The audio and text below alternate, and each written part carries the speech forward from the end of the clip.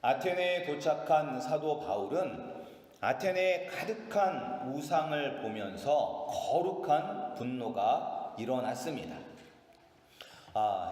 바울이 가졌던 이 거룩한 분노는 사람을 향한 분노가 아니었습니다. 그러니까 사람들이 아테네 신전이라든지 여러 신전에 가서 우상을 섬기는 것을 보고 그 사람들을 향하여 분노를 표현한 것이 아니라 영적으로 무지한 이 사람들을 현혹시켜서 참 하나님이 아니라 헛된 우상을 섬기게 만드는 그러한 어둠의 세력에 대한 분노가 사도 바울에게 있었습니다. 그래서 이 바울은 회당에서건 아니면 시장에서건 광장에서건 사람들을 만날 때마다 예수님을 전했습니다. 사람들이 듣든지 듣지 않든지 자기의 말에 관심을 기울이던 자신을 비웃던 상관하지 않고 오직 예수님의 죽으심과 부활을 선포하였습니다. 이 사도 바울이 몇 날 며칠을 계속 이 아테네를 돌아다니면서 예수님을 전하자 그에 대한 소문이 나게 되었고, 그리고 오늘 말씀처럼 아레오파고라는 곳에 가서 복음을 전하게 되었습니다. 이 아테네는 이 로마의 식민 도시는 아니었습니다. 로마가 아테네라는 도시에는 자치권을 주었습니다. 그래서 이제 스스로 도시를 다스릴 수가 있었는데 이 도시를 누가 다스렸느냐? 100명의 엘리트들이 이 도시를 다스렸습니다. 그래서 그 엘리트들이 모여서 회의를 하는 장소가 바로 이 아레오파고입니다. 그래서 이제 이 아테네시에 새로운 사상이나 종교가 들어올 때 그 새로운 사상과 종교가 과연 우리 아테네에서 받아들일 만한 그런 가치가 있는지를 평가하는 자리입니다. 그래서 이제 사도 바울은 이곳에서 복음을 선포하였고, 그리고 이 아테네 엘리트들 100명은 사도 바울의 복음을 들으면서 이 복음을 우리 도시가 받아들일 가치가 있는지 없는지 평가하는 자리인 것입니다. 그래서 사도 바울은 이곳에서 복음을 전할 때 회당에서 복음을 전할 때나 시장에서 복음을 전할 때와는 다르게 매우 수준 높은 헬라의 토론법, 토론의 형식을 갖추어 가면서 복음을 전하고 있습니다. 그러면서 먼저 이제 아테네 사람들을 칭찬을 합니다. 어떤 칭찬을 하냐면, 내가 보니까 당신들은 모든 일에 종교심이 참 많습니다 라고 아테네 사람들을 칭찬을 합니다. 그러니까 종교심이 많다는 것은 신을 향한 그런 경건한 마음이 있다는 긍정적인 뜻과, 그리고 또한 미신을 잘 믿는다는 그런 부정적인 뜻을 동시에 포함하고 있습니다. 그런데 이 아테네 사람들만 이 종교심이 많은 것이 아니라 오늘날 이 땅을 살아가는 모든 사람들에게도 종교심이 있습니다. 신을 믿지 않는 무신론자들에게도 종교심은 있습니다. 우리가 보통 종교심이 있다라고 말을 하면 우리처럼 예수님을 믿거나 아니면 불교처럼 부처를 믿거나 아니면 이슬람처럼 알라신을 믿는 사람들에게만 종교심이 있다라고 생각을 합니다. 근데 이제 종교는 무엇이냐면, 종교는 내가 의지하는 대상, 내가 믿고 의지하는 대상이면 무엇이든지 종교가 될 수가 있는 것입니다. 그래서 옛날 아프리카나 아니면 아메리칸 인디안들을 보면 늑대라든지 곰 같은 것을 이렇게 형상으로 만들어 놓고 그것들을 섬기지 않습니까? 왜냐하면 사람들이 그때 그 사람들이 생각할 때는 이 곰이나 늑대가 우리가 의지할 만한 존재라고 생각을 했기 때문에, 우리를 보호해주고 우리를 지켜주는 그런 존재라고 생각을 했기 때문에 그런 곰이라든지 늑대와 같은 동물들을 우상으로 섬겼던 것입니다. 근데 우리가 예수님, 부처님, 알라신 아니면 이런 토테미즘이 아니라 할지라도 오늘날에도 돈을 가장 가치 있고 인생의 목표로 삼는다면 돈이 바로 그 사람의 종교가 되는 것입니다. 또 어떤 사람은 자기 자신을 믿는 사람이 있습니다. 종교는 연약한 사람들이나 믿는 거지 너 자신을 믿어라 라고 이야기를 하는 사람들도 있습니다. 그런데 자기 자신을 신뢰하고 의지하면 나 자신이 바로 우상이 되는 것입니다. 따라서 모든 사람들에게는 종교심이 있는 것입니다. 그런데 왜 모든 사람에게는 이러한 종교심이 있냐면 우리가 누구의 형상으로 지어졌습니까? 우리는 하나님의 형상으로 지어졌습니다. 따라서 우리는 하나님의 형상으로 지어졌기 때문에 필연적으로 하나님을 찾게 되는 것입니다. 그런데 우리가 죄로 말미암아 영적으로 완전히 죽은 사람이 되었기 때문에 참 하나님을 찾지 못하고 헛된 것들을 하나님으로 섬기며 사는 것입니다.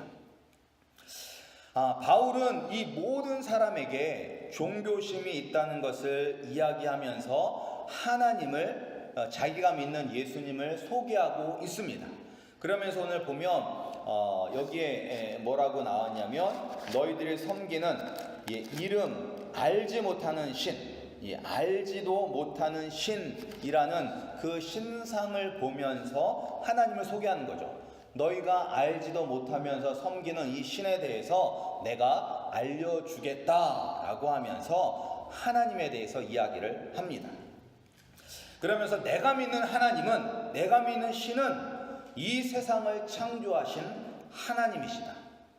이 세상을 만드시고 보존하시는 분이기 때문에 사람이 손으로 만든 신전에 계시지 않는다라고 이제 선포하고 있는 거예요. 근데 이제 이 장면이 참 잘 맞아 떨어지는 게 이 아레오바고는 높은 곳이고 높은 곳에서 저 밑에가 보이는데 여기에 그 아데네 파르테논 신전이 보이고 저 밑에 제우스 신전이 보이고 또 로마 황제를 숭배하기 위해 만든 그런 신전이 보이는 거예요. 그런 신전을 보면서 내가 믿는 하나님은 이 세상을 만드시고 보존하시는 하나님이시기 때문에 사람의 손으로 만든 저런 신전에 거하시지 않는다라고 이야기를 하는 거예요. 그러면서 또한 하나님은 이 세상을 만드신 분이기 때문에 무엇인가 부족해서 사람이 필요하지 않으신 분이시다라고 선포하고 있는 것입니다. 근데 이 이야기는 성경적이면서도 아테네 사람들도 이해할 수 있는 말입니다. 그래서 우리가 이제 사도 바울을 보면서 우리가 전도할 때 또 중요한 것은 무엇이냐면 우리가 그들이 이해할 수 있는 말로 설명하는 것이 또 중요합니다. 그러니까 우리가 교회 안에서 쓰는 말을 가지고 세상 사람들에게 전도를 하면 그들이 이해할 수가 없어요. 그래서 성경적이면서도 세상 사람들도 쉽게 이해할 수 있는 말로 전도를 해야지만 그들이 이제 쉽게 이해할 수가 있습니다. 그러면서 이제 하나님의 위대하심에 대해서 이야기를 합니다. 우리가 이제 사람들이 많은 종교가 있는데 기독교를 제외한 그 종교들을 크게 두 가지로 나눌 수가 있습니다. 어떻게 두 가지로 나눌 수가 있냐면 첫 번째 한 가지는 신은 존재하지만 그 신은 인간 세상에 관여하지 않는 종교가 있습니다. 신은 존재하지만 신은 인간 세상에 관여하지 않아요.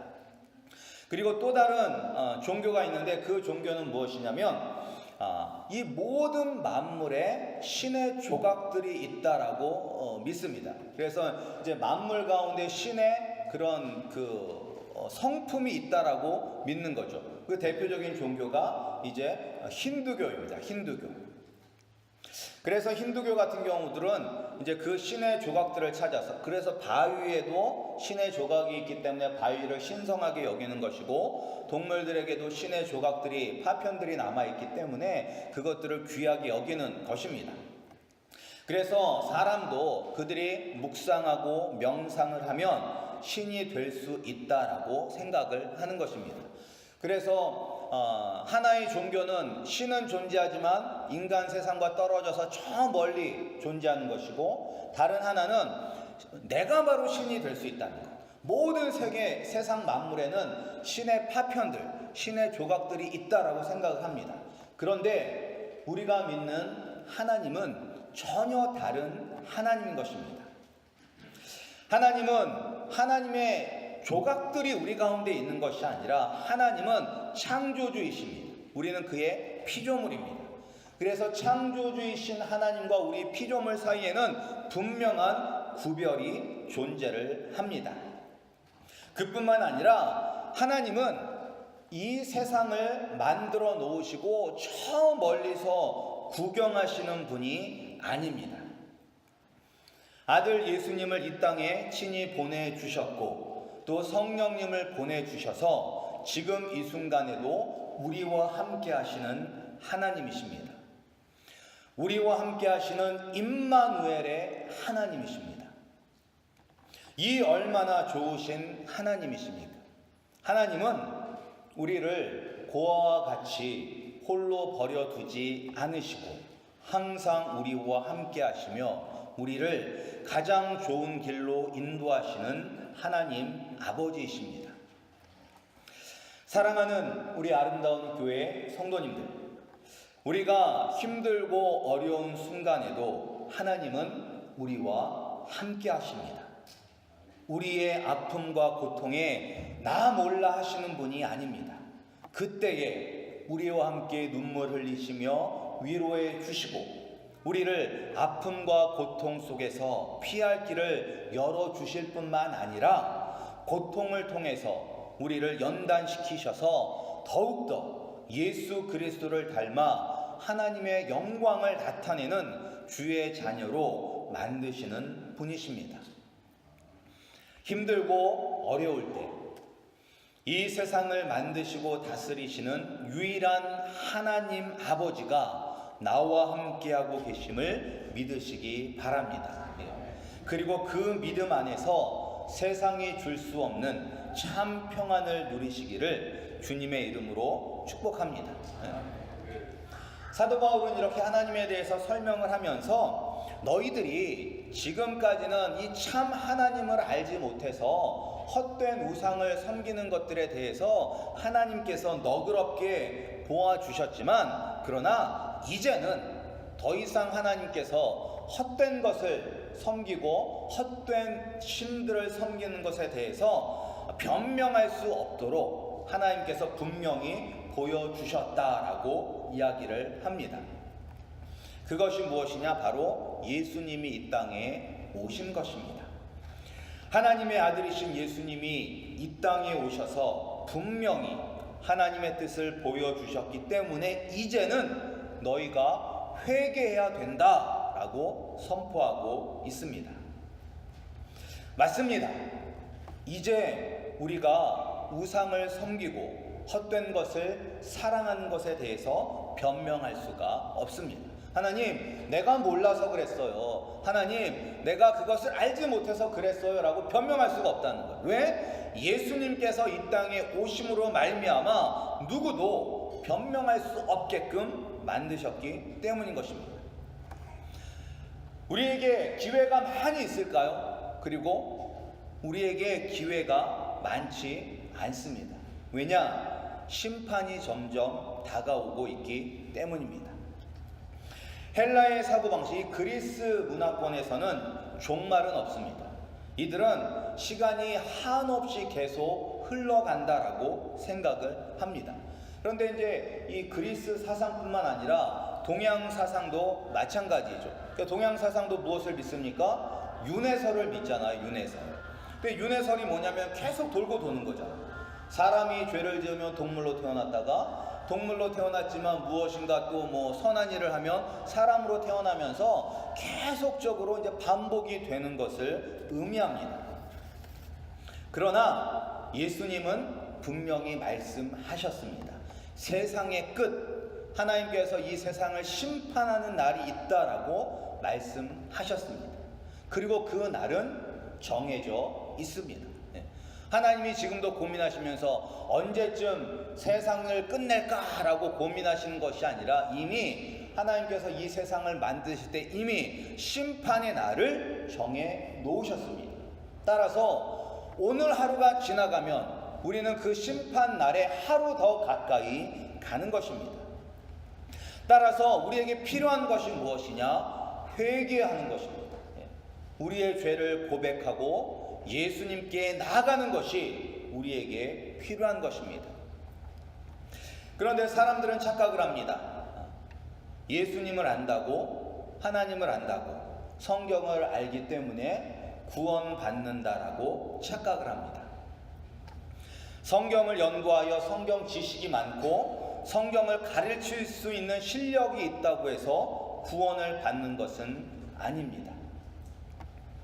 우리는 나의 죄를 인정하고 고백하고 그리고 나의 본성이 죄로 가득 찼으며 우리가 실제적으로도 셀 수 없이 수많은 죄를 지었다는 것을 고백하고 그 죄에 대하여 슬퍼하면서 예수님 앞에 나아가 우리의 죄를 용서해 달라고 고백해야 하는 것입니다.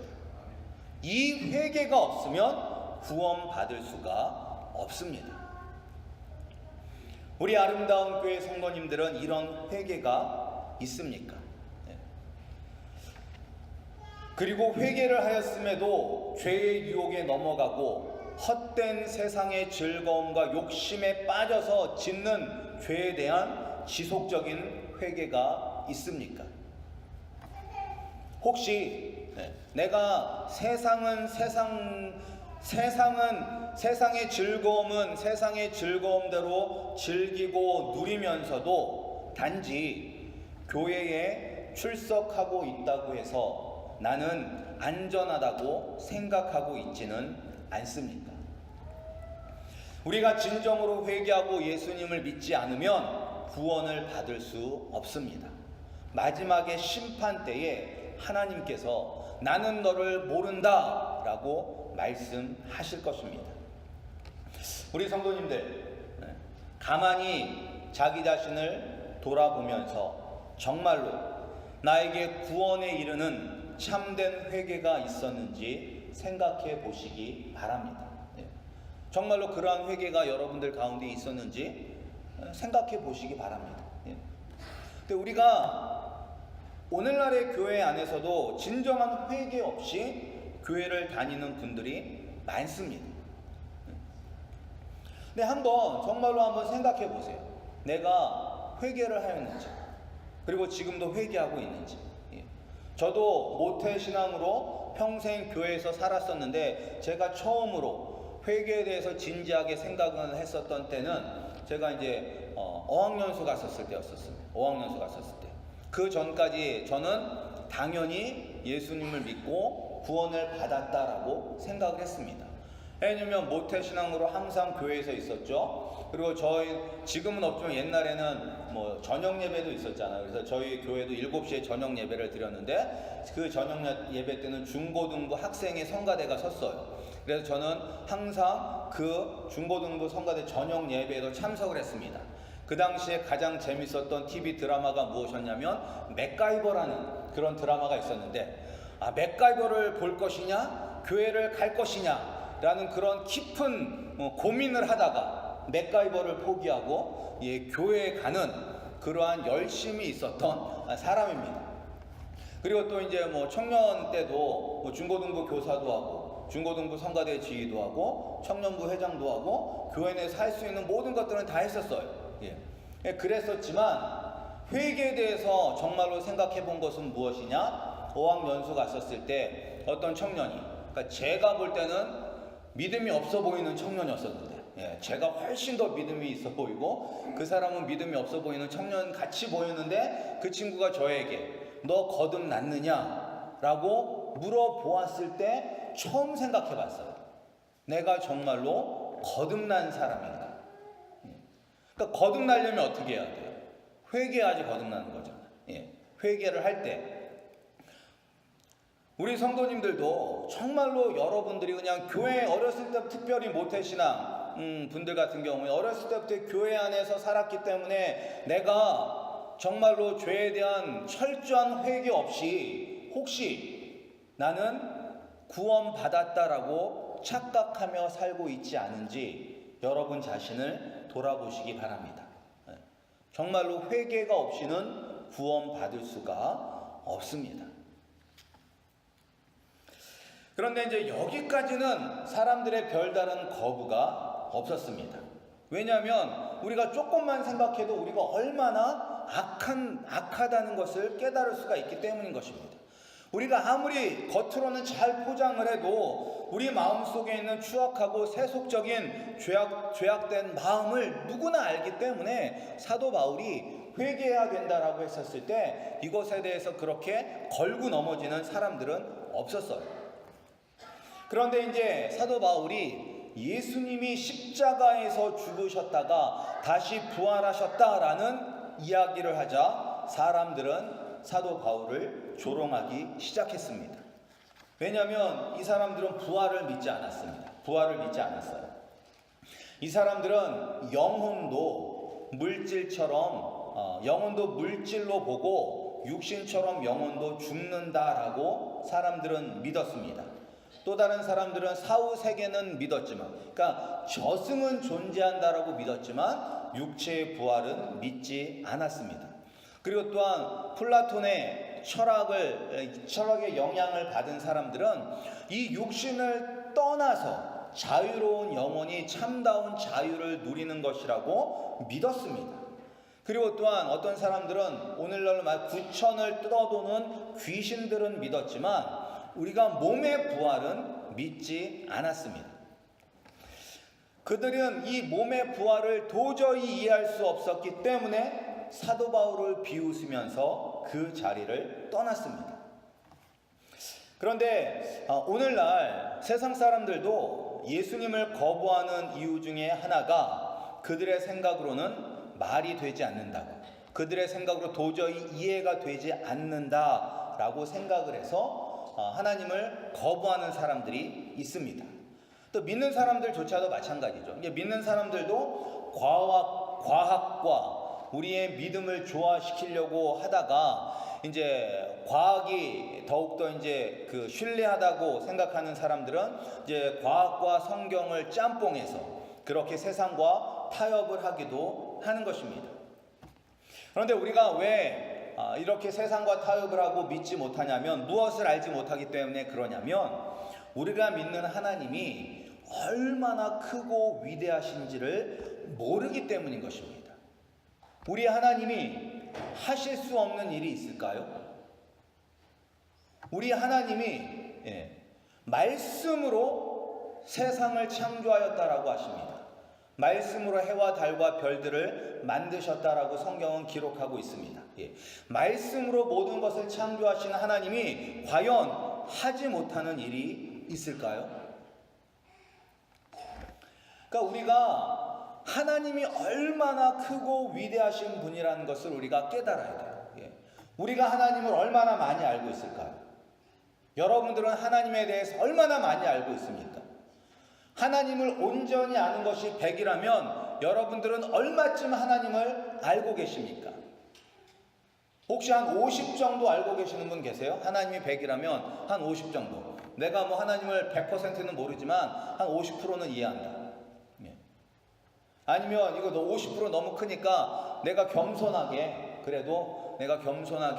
내가 하나님의 한 1% 정도는 하나님을 안다 라고 생각하시는 분이 계십니까? 근데 우리는 하나님을 얼마나 이해하냐면 아무리 믿음이 좋은 사람이라 할지도 하나님을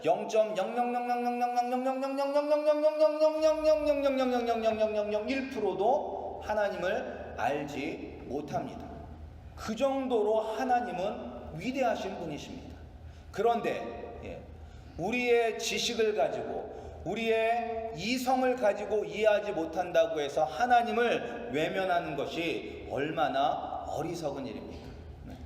그런데 우리 성도님들도 우리가 때로는 우리의 삶 속에서 우리가 이해하지 못하는 일을 만날 때가 있습니다. 하나님이 왜 이러한 일들을 나에게 허락하셨는지 도저히 이해할 수 없을 때가 있습니다. 그럴 때 믿음으로 받아들이든지 아니면 하나님을 외면하고 불평과 원망하면서 자기의 뜻대로 사는 두 가지 방법밖에 없습니다. 그러나 내가 이해하지 못한다고 해서 원망하고 불평하지 마시기 바랍니다.